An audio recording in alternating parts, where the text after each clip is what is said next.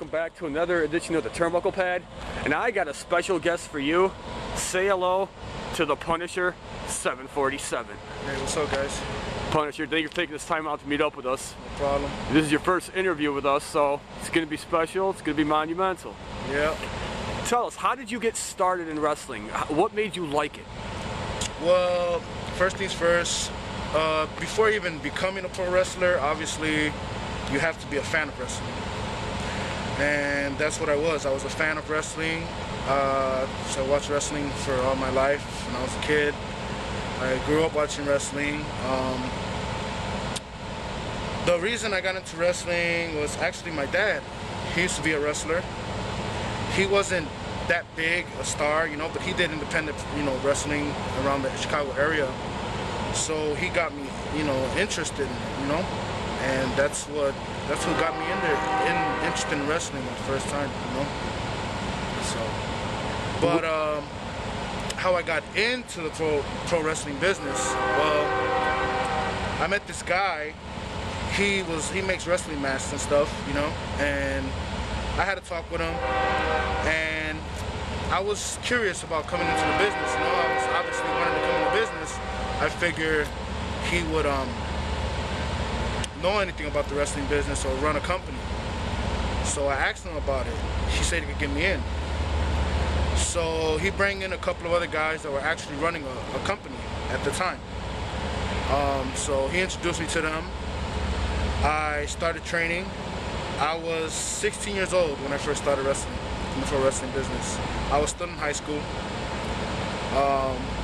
My mom wasn't 100%, you know, right with me being in the business. You know, she's like, "You're gonna get hurt," you know, this and that. But you know, I didn't care. I wanted to do it, and then here I am. So what company did you start off with? I mean, where was your stomping grounds? My stomping grounds was with the International Wrestling Council, IWC. It was based here in Chicago. It was a local fed. It was very local, like in the city, you know, like not even an hour away or 5 minutes away. It's like right there. And that's where I got my start. I was working battle royals, you know. That's how every rookie starts in the business. You do battle royals, you pay your dues. So that's how I got my start in the wrestling business. So when would you say you started really getting your start after paying your dues? Well, when after a year, I became a manager, aka bodyguard, you know, for a wrestler named Dante Devious. Some of you out there know him very well. He's a vet. I respect him, you know. Because of him, I got my exposure and everything. That's when I knew that it was time to step it up, you know, and just become myself and just be one person, you know, myself, just go out on my own. Well, maybe you can go over with us a little bit. What were the ups and the downs for you when starting and getting to where you're at now? The ups for me were my size, my height. You know, that's what really got me going places. I mean, people wanted to see a big guy, you know, move around, and they wanted to see you know, my agility, you know, to move around the ring. But my downs, when you're a rookie, you don't get a lot of respect. That's how it is in the business. I've been mistreated in this business for a long time in the backstage, and you know, me being a very humble guy, you know, I don't have a problem with anybody in this business, but people like to step on other people, you know what I'm saying? And I don't think that's right. So that was like my downfall there. I was not outspoken, you know what I'm saying? I would take the heat and just keep on going. When I wasn't outspoken, I won't confront it. I'd be like, okay, whatever, you know, say what you gotta say. I'm just gonna keep doing what I gotta do. Do you have any favorite moments that kind of told you, this is, you know, I'm here, I made it? Favorite moments? Yeah, it was when I splashed one of Dante Devious' opponents. I actually hurt him for real. This splash was It wasn't played out right. I really threw my whole 360 pounds on him. What happened? I didn't post right, so I just threw everything on my whole body, and he was hurt. And actually, to this day, I have not heard not even one thing about that guy.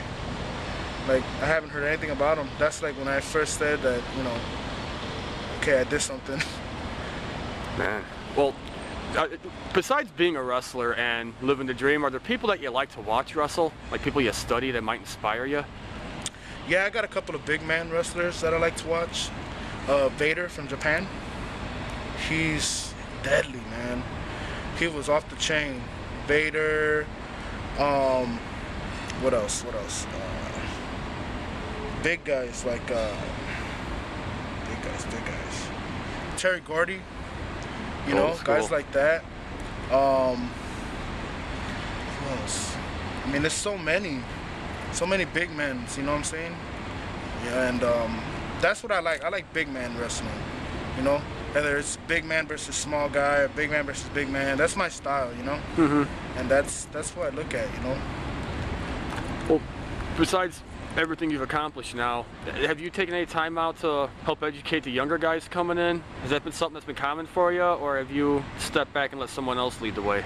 Well, I was taking time bringing in young guys, you know, for the UWC. You know what I'm saying? Actually bringing a couple of names that are now doing pretty good for themselves, you know. Alex Thorne, actually, it was my idea to make him my manager. So basically, if he wasn't my manager, I don't know where he'll be right now. Yeah, we all know that name. You know? He's good. He's real good. Yeah, he accomplished a lot. I give him my respect, you know, and you know, he looked up to me. You know what I'm saying? He gave me props. You know, when I gave him props, you know, we helped each other out. Another young guy that I bring in was Rangi.